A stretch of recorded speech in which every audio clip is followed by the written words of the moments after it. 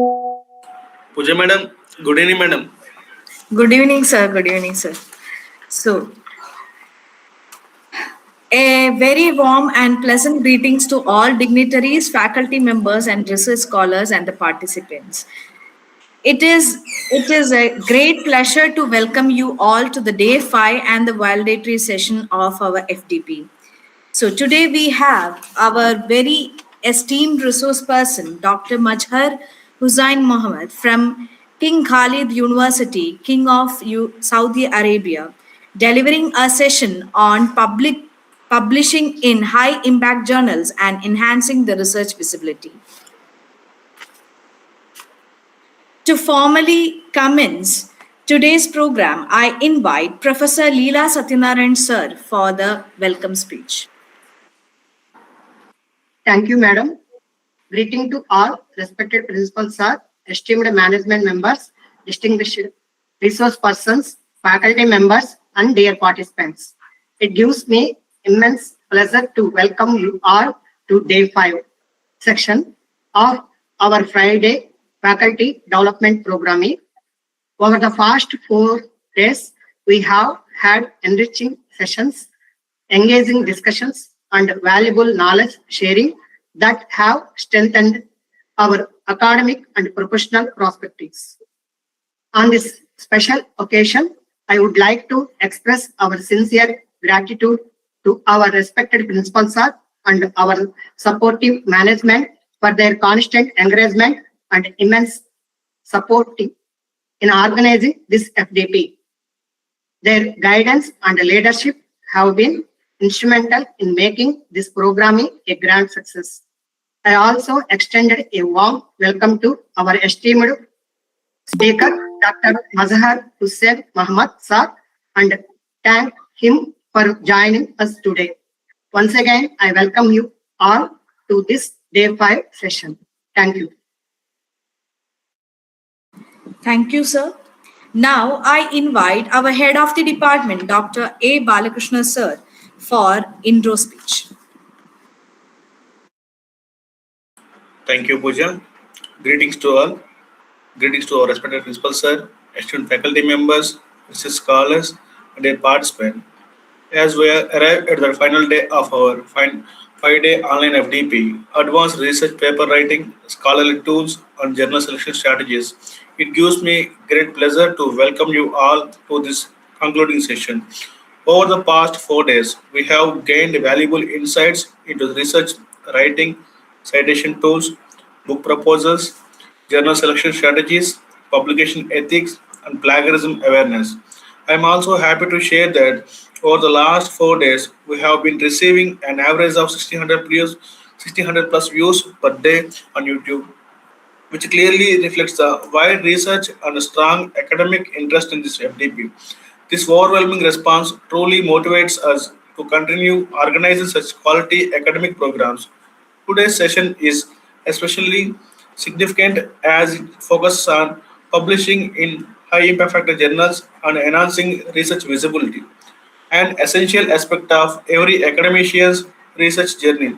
It is my proud privilege to introduce our distinguished resource person for day 5, Dr. Mazhar Hussain Mohammed from King Khalid University, Kingdom of Saudi Arabia. Dr. Mazhar Hussain Mohammed is a respected academician and researcher with extensive experience in publishing in reputed international journals. His work has contributed significantly to improving research standards and promoting global academic visibility. Today, he will deliver his session titled Publishing in High Impact Factor Journals and Enhancing Research Visibility. In this session, he will focus on research impact citations, metrics, indexing databases, and strategies to build a strong global academic presence.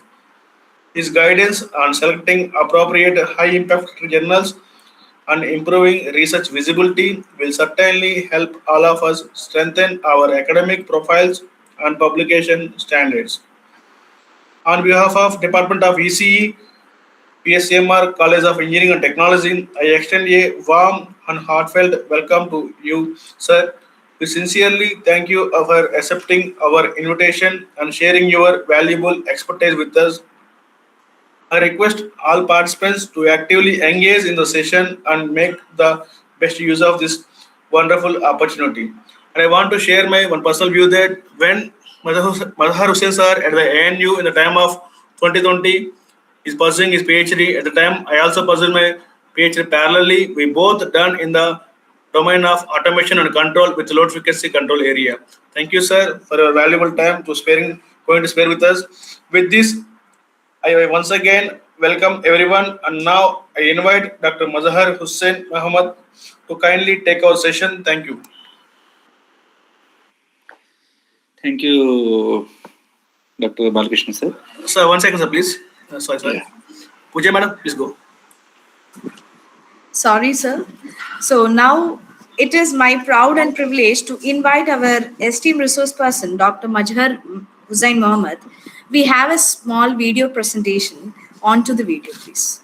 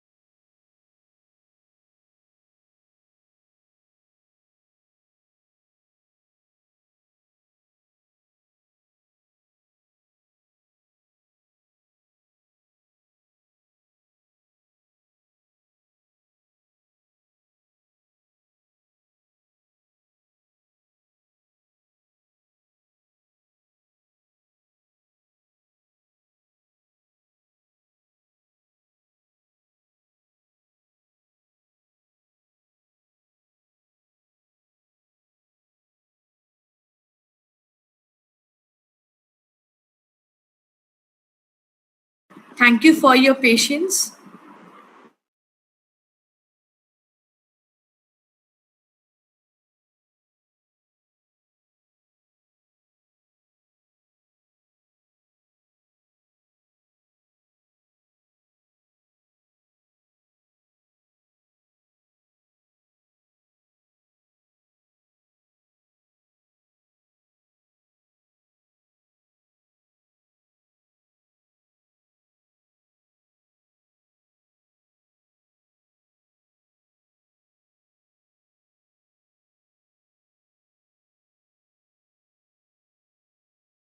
Dr. Mazhar Hussain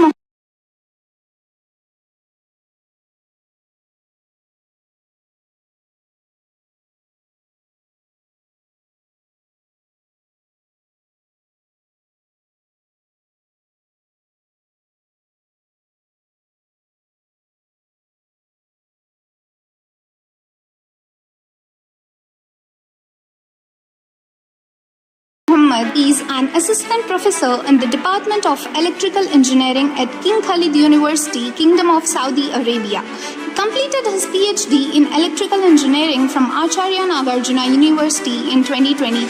As a part of his PhD thesis work, he developed advanced 2DOF PID, PIDD and PFIDD controller strategies for load frequency control in interconnected hybrid power systems integrating solar, wind and conventional energy sources. He optimized the control parameters using intelligent water drops and other meta-heuristic algorithms to change the frequency regulation, dynamic response and system robustness under varying load conditions with validation through extensive MATLAB simulations. Dr. Mohammed has published 30 research papers, holds 2 patents and has presented his work at 2 international conferences. His research interests include power system stability, intelligent control techniques, optimization algorithms, and renewable energy integration. We are honored to have Dr. Mazhar Hussain Mohammed as the resource person for Day 5 of this faculty development program. Thank you.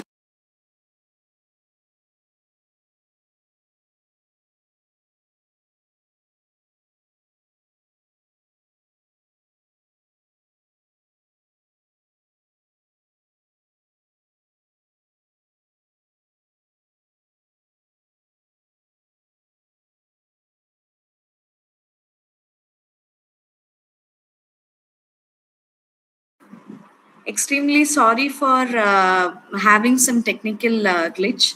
So we will be playing the video again. So please have some patience for 1 or 2 minutes.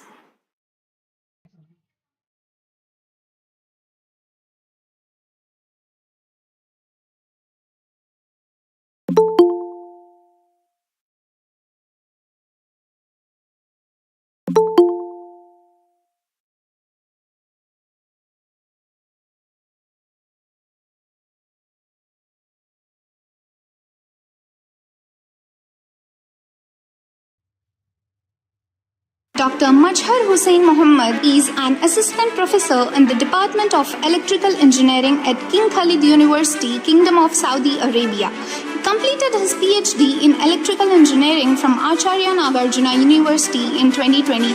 As a part of his PhD thesis work, he developed advanced 2DOF, PID, PIDD, and PFIDD controller strategies for load frequency control in interconnected hybrid power systems integrating solar, wind, and conventional energy sources. He optimized the control parameters using intelligent water drops and other meta-heuristic algorithms to change the frequency regulation, dynamic response, and system robustness under varying load conditions with validation through extensive MATLAB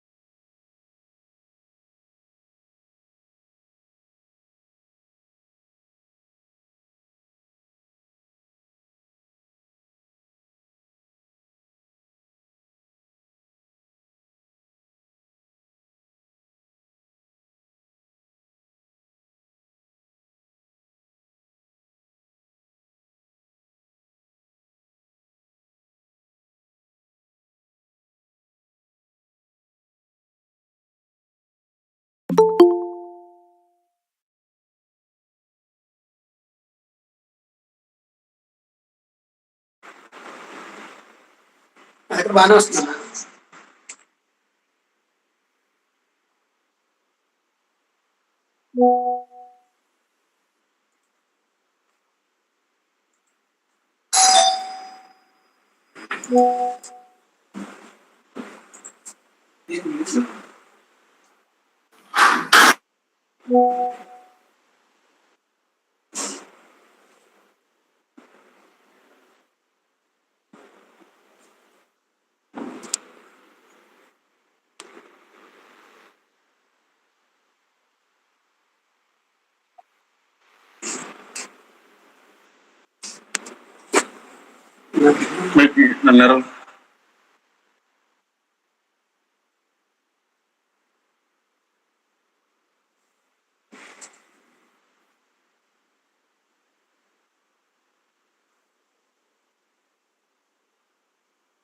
Dr. Majhar Hussain Mohammed is an assistant professor in the Department of Electrical Engineering at King Khalid University, Kingdom of Saudi Arabia.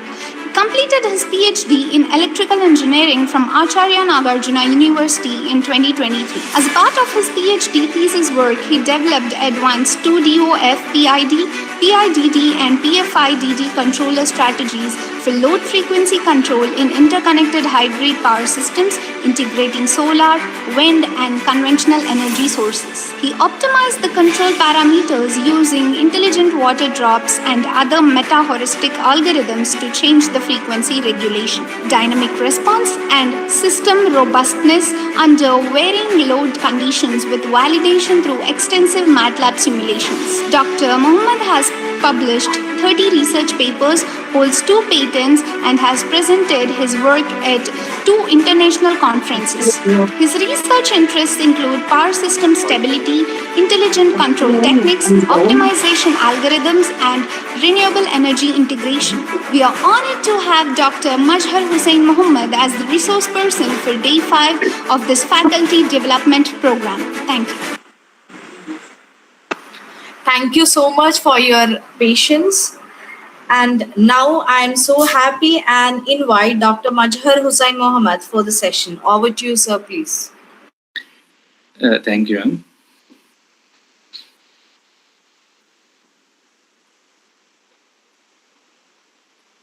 Can I share my screen?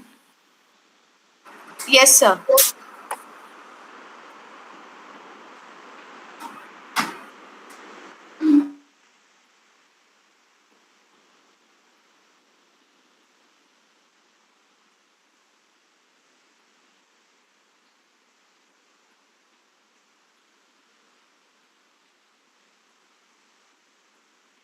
Where will be the option?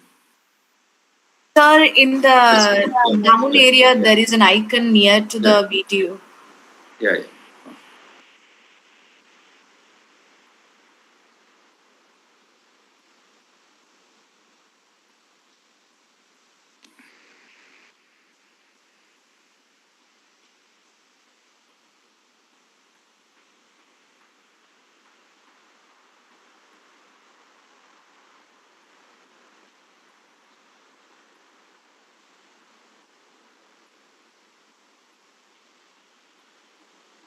Is it visible?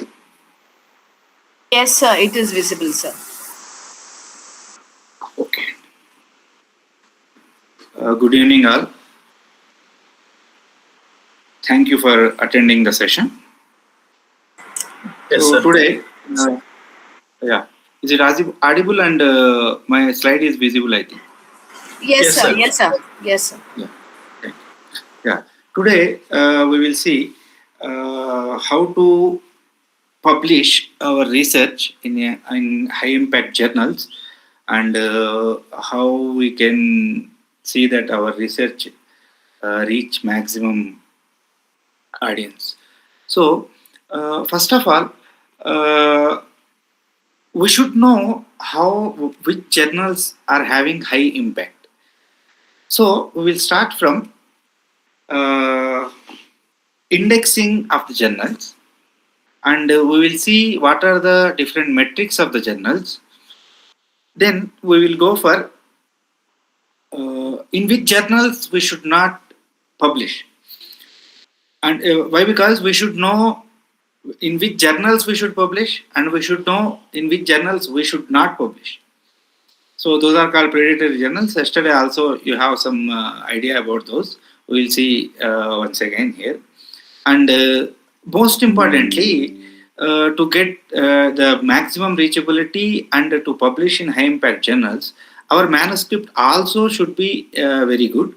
So already in the previous sessions you have seen. So just we will have a overall view how our manuscript should be. And then finally we will go for the research visibility. So if you see in academic publishing, every year more than 25 lakhs papers will be published in globally. So in those papers, those papers are published in 50,000 plus journals. Those are peer-reviewed journals. But at the same time, if you see, in those published papers, more than 50% are never cited. So it is a very big issue. So more than 50% papers are not published, not cited. And what is the revenue of this research globally? More than 10,000 crores. So if you are not publishing in a very good journal, so your research will not reach the correct audience. So we should have a correct idea in which journals we have to publish and which journals we should not publish. So if you see the number here, the fake journals are more than 10,000 plus. So if the total peer-reviewed journals are around 50,000, in those 50,000 journals we have around 10,000 fake journals. So we should be very careful while selecting the journal. Now coming to the indexing, we should have a basic idea about indexing. What is meant by indexing, journal indexing? So there are so many types of indexing agencies. So we will have a overall idea about this. So first of all, see what is meant by journal indexing. So journal indexing is the process by which a journal is evaluated, selected, and included in a database or index that tracks, organizes, and makes research articles discoverable worldwide. So, by the definition, we should understand that what do you mean by indexing? Suppose you wrote a research paper, and if you have to publish this, you should consult a journal. So what the journal will do, journal will see your research work, your research paper, and the quality of the paper. And then if they accept for publication, your paper will be published. But after publishing, that should be maintained in the World Wide Web. So this activity of maintaining that journal in the World Wide Web will be done by the journal agencies. So while they are accepting the manuscript, they will have so many parameters. Now we will go for that later. So when we have written the manuscript, so how we should select the journal? So for that, we should see some matrices of these journals.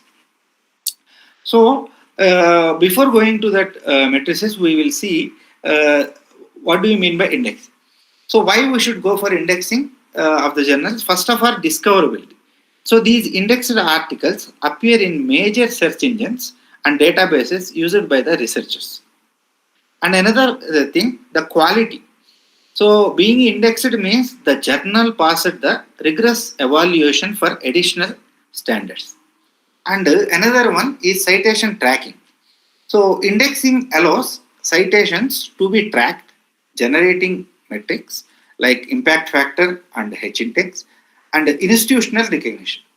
So most of the universities and funding agencies recognize only publications which are indexed in the journals. So why is this indexing is very important? So first of all, it is very important for academic promotion. So most universities worldwide require publications in indexed journals for hiring, promotion, and tenure students. And second one, for the research funding. So the research granting agencies assess these researchers by their indexed publications. And third one, global visibility.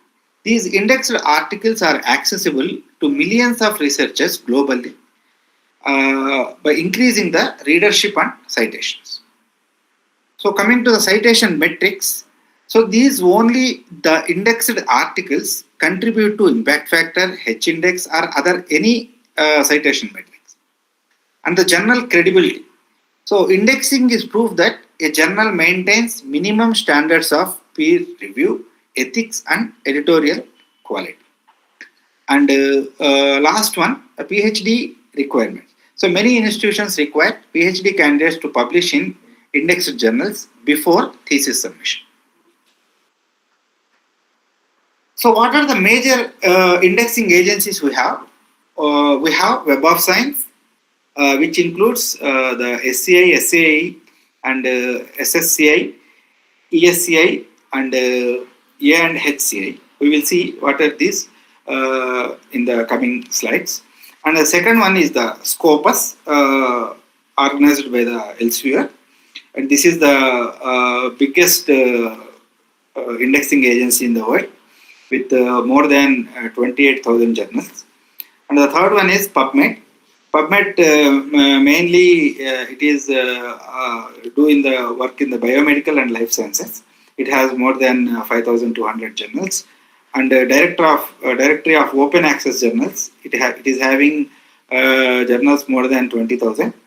And MBAS is organized by the Elsevier. Basically, it works in the pharmacology and biomedical fields.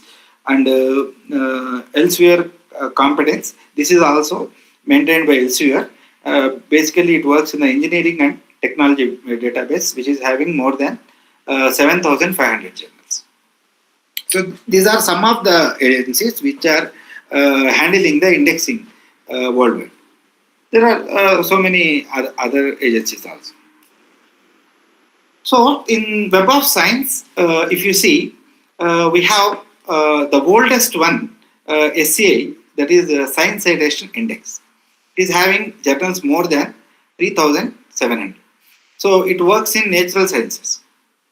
Actually, now this SCI is merged with the SCIE extended.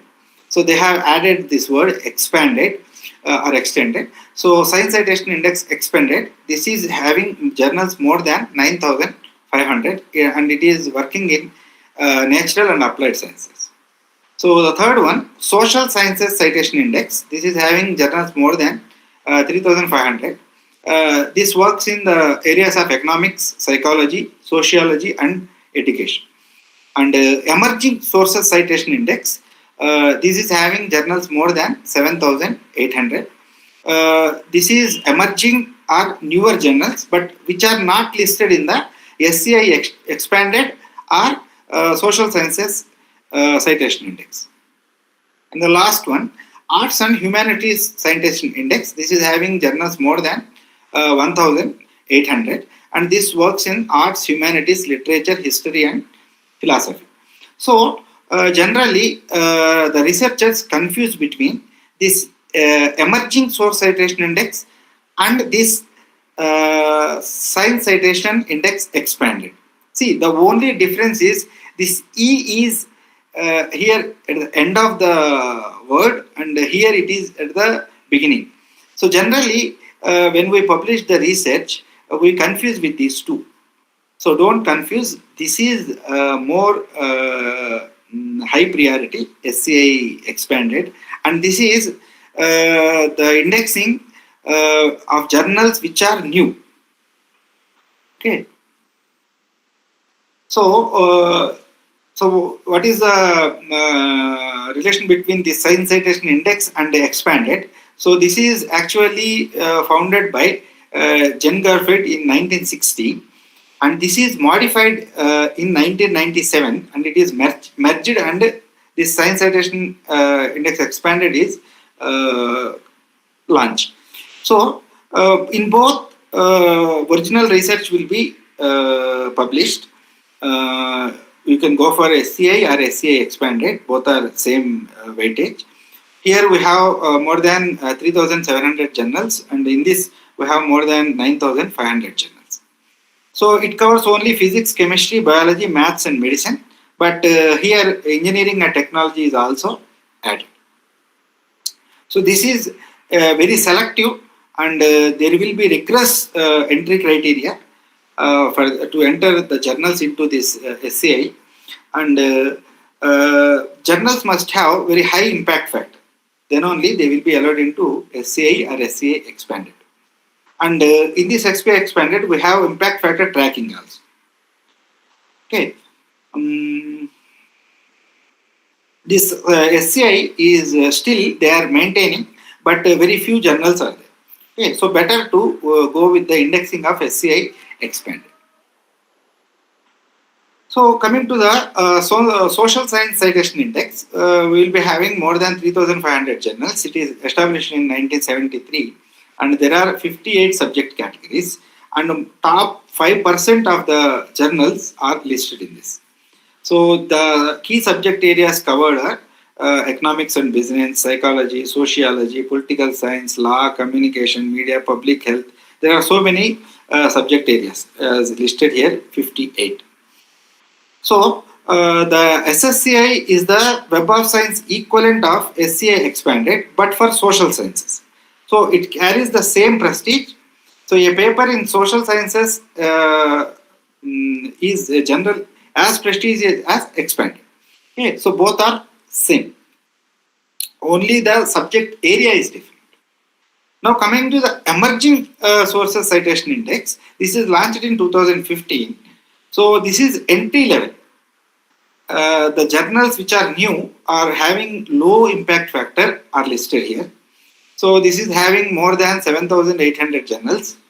So journals that meet Web of Science quality standards but have not yet built sufficient citation history will be listed in this emerging. So this is you can consider as a waiting room. So before promotion to SCI expanded or SSCI. So these also will be having the quartile ranking. So we will see what is this quartile ranking later.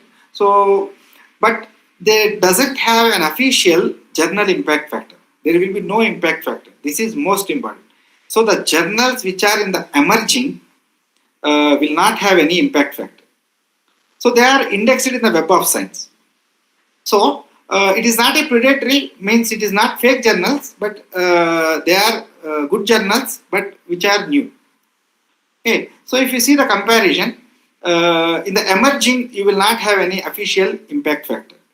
But in the expanded you will have an official impact factor. Citation history, there will be no citation history in the Emerging Source Citation Index, but in the expanded you will have the citation history. But both are indexed in the Web of Science, and both will have the quartile ranking. So prestige level, if you compare, both are not same. This is good and that is high. SCI expanded. So in future, maybe the journals listed in the emerging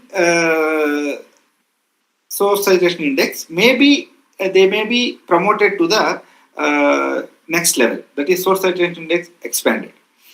So here if you see the articles also in emerging you have around 7,800, and in the science citation index expanded you will have more than 9,500. So generally when you write a research article, clearly search for the journal whether it is indexed in the emerging or it is in the expanded.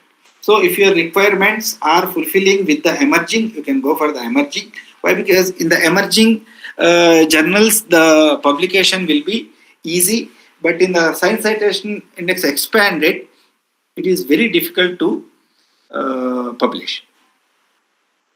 So if you see the hierarchy of the Web of Science, so this emerging source citation index is in the last.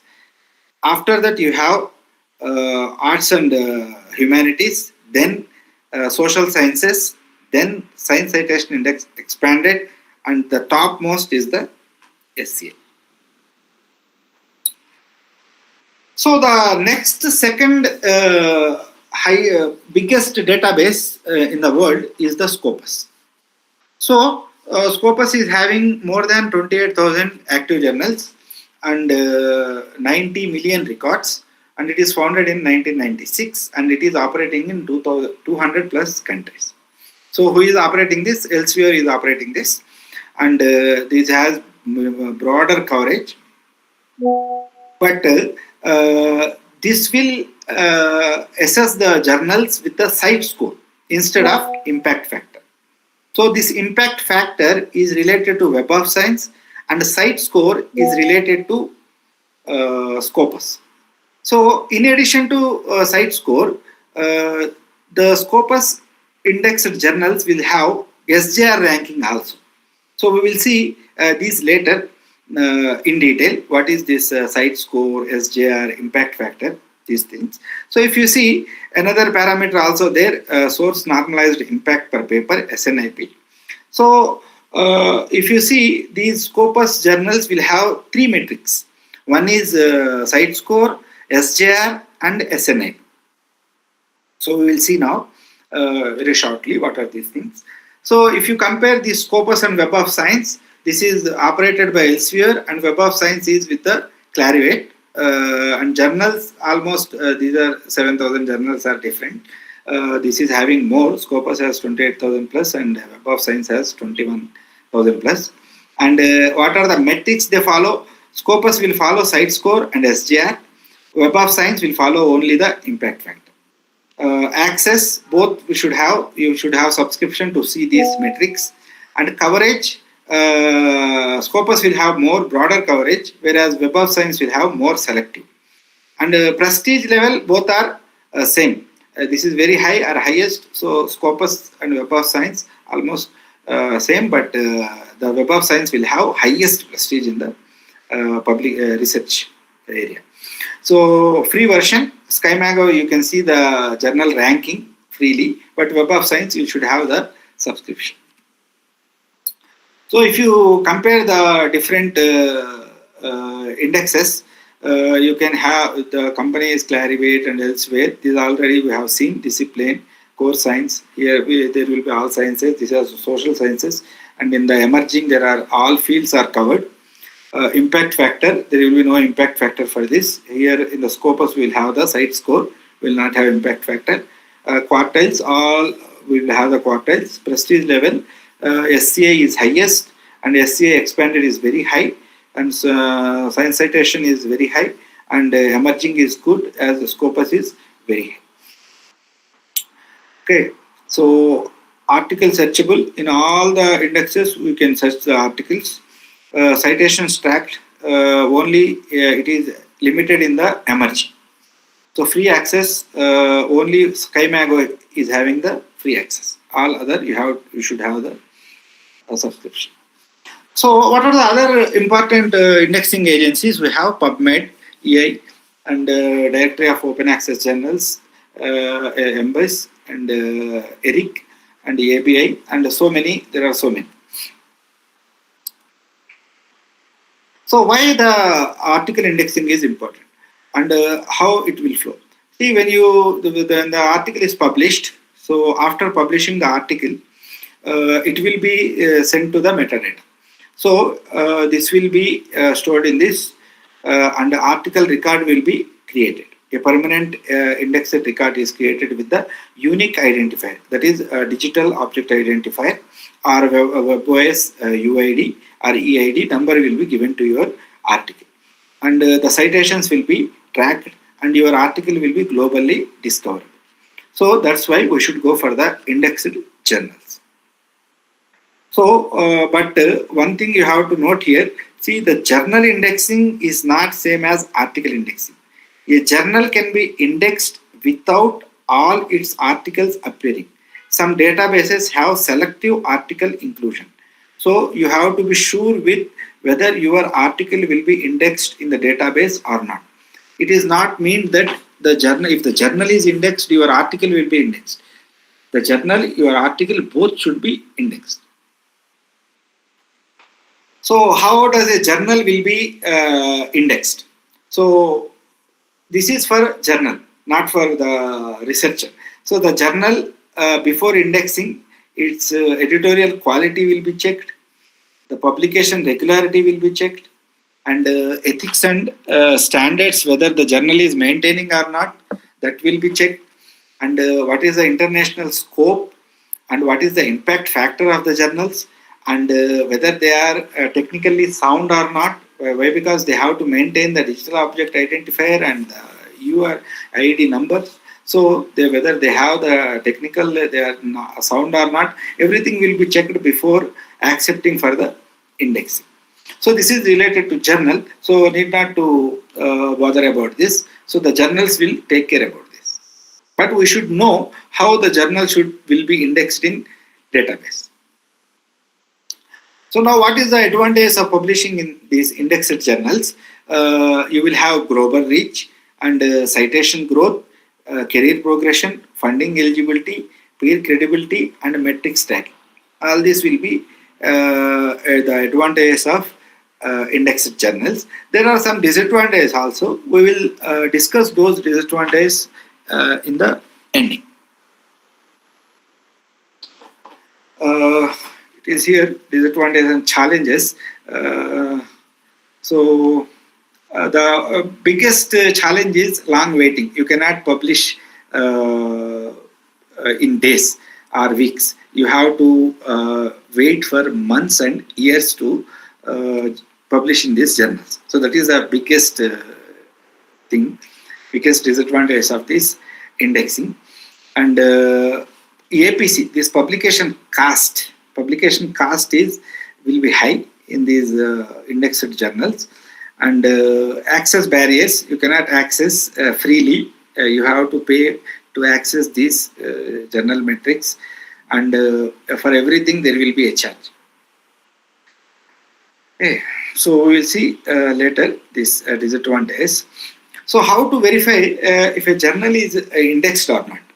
So we can verify a journal is indexed or not by going to the this website of this indexing agency. You can go for clarivate.com, or you can go for Web of Science, and for the Scopus you can go for scopus.com/sources, and for SkyMago you can go for SkyMago jr.com website, and PubMed you can go for this website, and for directory of open access journals you can go for this website, and you can check the journals. What is the warning given here? Never trust a journal's own website claiming indexed in Web of Science or Scopus. Always verify directly at the official database of the journal. Okay, so if you open the journal website, there will be a notification that the journal is indexed. But best check in the Web of Science or Scopus website. Don't believe the journal homepage. So what are the key takeaways of this journal indexing? So this SCI is the highest prestige indexing, and followed by SSCI, ESCI, and Scopus also very good. So the only thing here we have to note down is we should not publish our research in the predatory journals.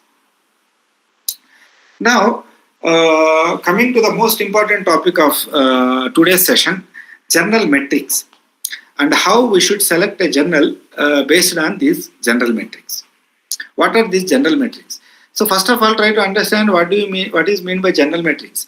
See, anything, if you have to decide whether it is having quality or not, we will have some standards. So in journals also we are having some standards. So if the journal passes those standards, we will consider that journal is a good journal. So to decide whether this journal is good or not, we should know different journal metrics. So what are these journal metrics? So it is a quantitative method to evaluate the quality of the journal. So based on how this quality is measured based on the citation analysis, whereby the popularity of a journal is reflected by the number of citations related to the average article in the journal. So suppose there are 100 articles. So how many articles are cited? Depending upon that, the journal quality will be decided. So based on the premise that a citation to a paper is a form of endorsement. So suppose our research paper is cited by somebody else, it is an endorsement that our paper is a very good qualitative paper. So the number of citations which a particular paper attracts is therefore regarded as an indication of its importance. So if any paper is having highest number of citations, so that will be considered as the number one paper in the world. So we have different methodologies and data sources to decide this quality of the journals. So we will see one by one. So coming to the metrics of the journals, metrics of the journals, in addition to the metrics of the journals, we have the metrics for the article level and we have the metrics for the researcher level. So researcher level metrics are different, article level metrics are different, journal level metrics are different. Generally, we will see about the journal level metrics only. We don't bother about article level, research level. But we should give more important to researcher level metrics and article level metrics compared to journal level metrics. Why? Because see, suppose a journal impact factor is high, it is advantageous to the journal, not to the or article. So we will be evaluated depending upon the researcher level metrics, not the journal level metrics. So by the end of this session, you will understand why the researcher level metrics are important than the journal level as an individual. But for publishing, you should consider the journal level metrics. So clearly understand the difference between researcher level metrics, article level metrics and journal level metrics. So coming to the researcher level metrics, you may have seen these indexes in the Google Scholar. We will be having H index and I10 index. So what is the difference between these two? See, H level index is actually measuring the research impact and I10 index is the measuring the research productivity. Okay, there is a slight difference between these two. I will explain you what is the difference between H index and I10 index. So this H index is proposed by George Hirsch in 2005. So what is this H index? So H index is, suppose a researcher has an H index of H. If they have published H papers, each cited at least H times, while the rest have fewer than H citations. Means all parameters should be same. Your number of articles and how many papers are cited, how many times they are cited. Okay, so what it balances? It will balances the quantity and quality, combines number of papers with their citation impact. So what it measures? It will measure the overall research impact. So to understand this H index, let us see this example. Suppose a researcher has one paper and the citations of this paper is 50. So the rank will be 1 and paper 2 is having citations of 35. So I have two papers, and citations for the second paper is 35. So this also will be ranked. Now paper 3 is having 18 citations. So this 3 papers 18. So 18 is more than 3. So this paper also will be considered in the H index. Now coming to the paper 4. Paper 4, if it is having 4 citations, so this is equal. So we will consider this also for the H index. Coming to the paper 5, suppose this paper 5 is having only 3 citations. So the number of citations is less than number of papers. So this paper is not considered into the H index. And paper 6, suppose if it is having 1 citation, this is citations are less than number of papers. I have 6 papers here. So the 1 is less than 6. So this also will not be considered for the H index evaluation. So if I have 6 papers and only 4 papers is having citations more than 4, so my H index will be 4. Suppose if these citations for the paper 5 and paper 6 are more than, if the paper 5 is having more than 5, then my H index will be 5. If the paper 6 is having citations more than 6, then my H index will be 6. Okay, so what is the key rule in assessing this H index? Sort papers by citations in descending order. Find the highest rank where rank is less than or equal to citations. So that rank will be your H index. Okay. Now, what are the advantages of this H index? It balances quantity and quality of research. It will be robust against a few highly cited papers, widely recognized and used globally, available on Google Scholar, Scopus and Web of Science, work across different disciplines. But what are the limitations? You cannot decrease over time. So it will always grow. It will favor senior researchers unfairly. Why? Because senior researchers will have more citations, so the H index will be more for them. And it is field dependent. So if the field varies, the H index will vary. Why? Because generally in the social sciences and medical sciences, the citations will be more, and in engineering and technology, the citations will be less. So the people who are working in the social sciences are in the medical side, they will be having high H index, and the people who are working in the engineering and technology side will be having less H index. And doesn't distinguish between self-citations. Means even if your paper is cited by you itself, it will consider as a citation. And it is not useful for comparing across the fields. Across the fields means if you are working in medical and somebody, your friend is working in engineering, so you cannot compare these H indexes. Okay, now coming to the I-10 index. So this is introduced by the Google Scholar in 2011. So what is this I-10 index? I-10 index equals the number of publications by a researcher that have received at least 10 citations. So I-10 index is based on the number of citations, but at least if any paper is cited 10 times, then only they will consider for the I-10 index evaluation.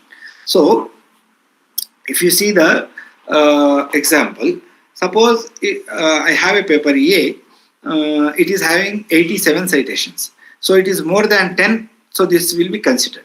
So all the papers which are having citations more than 10, they will be considered for the evaluation. So this paper E and F not having more than 10, so these two are not considered. So only your I-10 index will be 4. Even you have the 6 papers, your I-10 index will be 4. So the only papers, what is the key rule? The only papers with 10 or more citations are counted. So that's why papers E and F do not qualify for the evaluation. Okay, so hope you have understood the difference between H index and I-10 index. So what are the limitations of the I-10 index? It is simple and easy to understand, focuses on productive output and complements H index well, ignores papers with low impact and available freely on Google Scholar. But what are the limitations? It does not account for citation count magnitude, Whatever may be the citation count, it will not consider. If it is more than 10, it will consider. That's all. It favors researchers with many papers. So if you have more papers and if the citation is more than 10, your I-10 index will be more. So it is field dependent. This is also field dependent. Different field people will have different I-10 indexes. And it ignores self-citations. So if your paper is cited by yourself, it will not consider for the it will not consider as a citation. So it is not ideal for early career researchers. So who are new researchers, they should not consider their I-10 index because it will increase with the research. So if we compare this H index and I-10 index, H index is variable. With citations it will change, but I-10 index is fixed. Once the citations are more than 10 and they are evaluated in the I-10 index once, even if your citations cross 100 or 200, it will not bother once it crosses 10. So H index, it is somewhat complicated to understand, but I-10 index you can understand easily. This is accounts for citation magnitude, but I-10 index it will not consider, but partially, means up to 10 it will consider. After 10, once the citations are reached more than 10, it will not bother about the citations. So it rewards highly cited papers. H index will reward highly cited papers, whereas I-10 index will not. And it is good for early career researchers. H index is good. I-10 index is better. So both are available on the Google Scholar. H index is best for overall impact, whereas I-10 index is best for productive output. So what are the key takeaways? The same thing we have given once again. So now coming to the article level metrics. So what are the metrics we have to consider in the article level?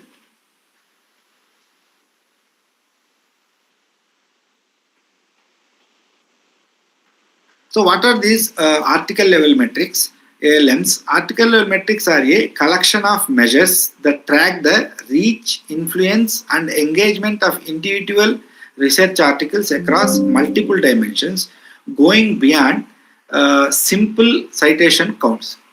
So some of the article level metrics are citation metrics, usage metrics, social metrics and quality metrics. So one by one we will see what is this. So citation count. So this is most fundamental citation metrics available on Scopus, Web of Science, Google Scholar, PubMed and different indexing sites. So what it measures? So it measures the total number of times an article has been cited by other scholarly publications, books or conference papers. And why it matters? A key indicator of how much influence an article has had on subsequent research, widely used in academic evaluation. So it is important. Why? Because if your article is cited more times, means your article is having more stuff. And limitations, it does not account for self-citations and negative citations or field-specific citations. So older articles naturally accumulate more citations. So it is a simple one. If citation count means how many times your article is cited. Now citations per paper. So how it will be calculated? It will be calculated as total citations divided by total papers. If you have 10 papers and you have 10 citations, your citations per paper will be 1. So what it matters? The average number of citations received per article by a researcher or journal over a given period. A normalized version of raw citation count. So we are taking here average. So if we have 10 papers and 10 citations, my average will be 1. So why it matters? Allows fair comparison between researchers or journals with different publication volumes. So more productive and not equal to more impactful. So anyhow, see, when you take average, it will normalize the impact.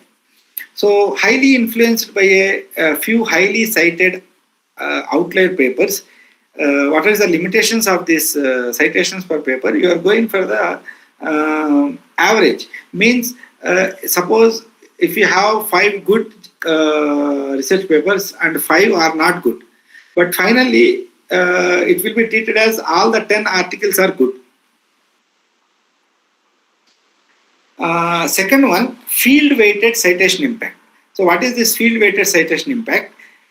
This compares the citations of an article has received with the average number of citations received by all similar articles in the same field, type and year. So this is developed by elsewhere. So what is this FWCI, field weighted citation impact? How will you calculate? Article citations divided by world average citations. Means how many times this article is cited and how many times it has average. So it will be calculated like this. So if it is less than 1, so it will be considered as below world average. If it is equal to 1, it will be considered as equal to world average. If it is greater than 1, it is above world average, and if it is greater than 2, it is highly impactful. So what is the key advantage of this field weighted citation impact? It removes field bias. So a paper in a low citation field like mathematics is compared only to other mathematics papers, not to the medicine. Please understand this. So what is the key advantage of this field weighted citation impact? A paper in a low citation field is compared only to other mathematics papers, not other field papers. So what is the benchmark for this? The benchmark is 1. Means if the world average is 1. So the top university typically shows greater than 1.5. So allied research output is 2. So the average is 1. If it is more than 1, it will be considered as good. So how it will be calculated? It will be calculated exclusively by Scopus. It is not available on Web of Science or Google Scholar. The third one is outputs in quartile. So suppose our journal is in the top quartile, it will be considered as the best paper depending upon the citations. So we will see these quartiles later in a detailed manner. What are these quartiles? Citations in policy and medical guidelines. Suppose if your paper is cited in any policy making in the government agencies or in any private agencies, if they are using your research paper for policy making, or if the paper is used for any medical guidelines, so your paper will have high impact. So policy citations track when research is referred in government documents or clinical guidelines or legislation or public health policies, indicating real world societal impact beyond academia. So if your paper is having impact on the society, so it is a very good thing. So it will be considered separately. And usage metrics.